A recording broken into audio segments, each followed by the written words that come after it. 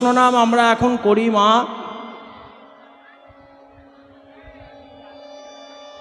আমরা ওটা বৃন্দাবন থেকে পাইনি।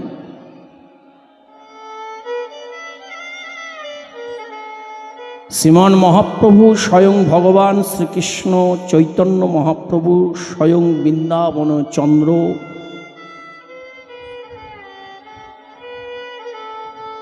যিনি বিশ্ব ব্রহ্মাণ্ডের পিতা অনাদি আদি গোবিন্দ,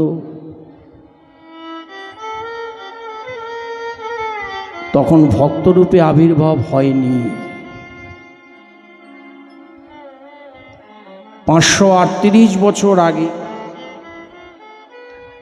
আমরা যে মহামন্ত্র নামটা এখন করি, এই নামটা ছিল হরে রাম রাম রাম হরে হরে, হরে কৃষ্ণ কৃষ্ণ কৃষ্ণ হরে হরে।